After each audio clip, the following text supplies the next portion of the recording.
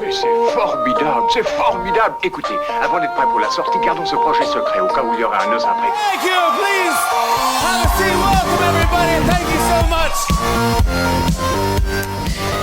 Et oui, dans la nouvelle Pop Collection, on va parler d'un nouveau programme qui vient d'arriver en France, puisque les recettes pompettes viennent d'arriver en France.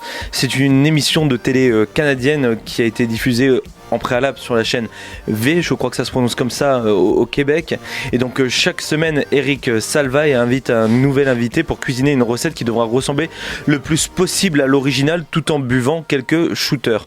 Alors ce défi donne évidemment lieu à de nombreux fous rires et des confidences surprenantes, et Salvaille a reçu de nombreuses célébrités québécoises, comme par exemple Cœur de Pirate ou encore le cinéaste Xavier Dolan accompagné de son actrice phare Anne Dorval. Je te coupe juste 5 minutes, Mathieu. Eric Salva, comme tu disais, plus connu sur les internets sous le pseudo de Monsieur Poulpe, on est d'accord? Ah non. Ça, c'est le nom du présentateur québécois, Eric Salvaille. Pardon, excuse-moi. Et donc, en France, bien que le ministère de la Santé ait demandé son retrait car le programme constitue une incitation à la consommation excessive d'alcool. Un peu quand même. Oui, c'est sûr, mais en tout cas, le programme n'a pas été diffusé donc à la télévision, mais a fait le choix de diffuser sur YouTube, et la vidéo est sortie mercredi aux alentours de 18h. Et donc, le début de la vidéo est assorti d'un avertissement sur les dangers de l'abus d'alcool, mais non pas sans humour. Je vais mettre la photo de Renaud. Ou de Mick Jagger d'ailleurs. Et non pas sans humour, puisque ce qui prédomine d'ailleurs tout au long de l'émission. Et il y a écrit l'abus d'alcool est dangereux pour la santé, à consommer avec modération. Et donc Monsieur Poulpe, tu en parlais, qui présente l'émission, rajoute un petit encart où il dit sauf avec un bon copain, par exemple moi. Et donc pour la première, donc Monsieur Poulpe, qu'on a vu sur Canal+, notamment pendant un moment sur Le Grand Journal, ou qui a été connu au préalable via le Studio Bagel ou d'autres chaînes sur YouTube, a reçu Stéphane Bern, donc l'animateur préféré des Français en 2014, qui a été nommé parrain de l'émission, puisque c'est le premier à avoir inauguré, et puis ça lui tenait à cœur apparemment de faire cette émission. Et donc il y a une introduction sur le ton du sketch avec donc Eric Salvaille, le créateur des recettes pompettes, et je vous laisse découvrir, mais il y a tout un petit imbroglio qui est monté, c'est assez drôle. Et donc en ouverture de l'émission, Poulpe explique que c'est une émission chelou, c'est ces termes, qui incite à boire de l'alcool et manger de bons plats plutôt que de prendre des smoothies et de faire de la muscu. Donc c'est vraiment une forme d'épicurisme totalement libéré, et puis ça change vraiment des doctrines entre guillemets qu'on nous donne ces derniers temps à la télévision ou partout d'ailleurs, même dans les journaux. Et mais quand même, l'émission n'est pas seulement une émission de recettes, puisque la préparation du plat est entrecoupée de jeux durant les cuisson des aliments, par exemple. Alors il y a une phase notamment karaoké avec des anecdotes totalement nasses présentées sous forme de bandeau un peu à la BFM TV. Donc il y a, par exemple, on demandait à Stéphane Bern, qui avait déjà bu quelques shoots d'alcool en préparant la recette, de chanter la chanson Je te donne de Jean-Jacques Goldman. Et il y avait un petit bandeau avec écrit le bassiste du morceau de Je te donne n'est autre que Fabrice Dominguez, que Stéphane Bern n'a jamais connu. Voilà, ce genre de petite vanne. Il y a une autre épreuve qui s'appelle l'appel pompette, où on demande à l'invité d'appeler un de ses amis alors que la personne est éméchée. Donc là, dans le cas, Poulpe et Stéphane Bern appellent Nikos Aliagas, avec vraiment l'échange est assez drôle, et c'est surtout la fin de l'appel qui est vraiment drôle, notamment Stéphane Bern qui dit le seul ami que j'ai à la télé, il est grec, et il lui dit mais on a eu qui? Poulpe, qui est un peu perdu, il dit on a eu qui là?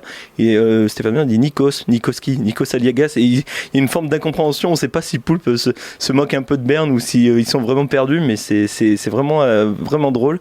Et bien sûr, il y a alors la classique qu'on retrouve aussi dans l'émission québécoise, l'instant confidence qu'on appelle Au coin du four, et c'est l'instant confession à la manière de la parenthèse inattendue. Vous savez, l'émission présentée il y a quelques années sur France 2 par Frédéric Lopez, et j'ai envie de dire, voilà, ça me fait penser un peu au dicton latin in vino veritas, c'est-à-dire que c'est dans le vin que se fait la confession et qu'on dit la vérité. C'est vraiment ce qui se crée. Donc la recette se passe, on présente le plat quasiment à l'identique, un petit peu raté comparé vraiment à un plat de chef, mais c'est normal. Pour la première, c'est quand même assez réussi. Et ça finit par le piège de la production. Alors ça c'est vraiment moi la séquence qui m'a le plus plu. C'est un moment où la production demande à Stéphane Bern de refaire la toute première séquence, c'est-à-dire la séquence d'arrivée à cause soi-disant d'un problème de son. Ce à quoi répond Stéphane par un magnifique « Ouais mais je suis pas dans le même état que j'étais. Quoi, refaire l'accueil ?» Le mec est complètement saoul et ça donne lieu à une séquence du coup plus débridée que la première auquel on a eu lieu, et c'est aussi vraiment très drôle. Moi ça m'a beaucoup plu cette séquence. Alors comble de l'émission, Stéphane Bern n'aime ni le tourteau, ni la pomme de terre, ni l'œuf mollet. Or, c'était les éléments principaux du plat qu'ils ont concocté.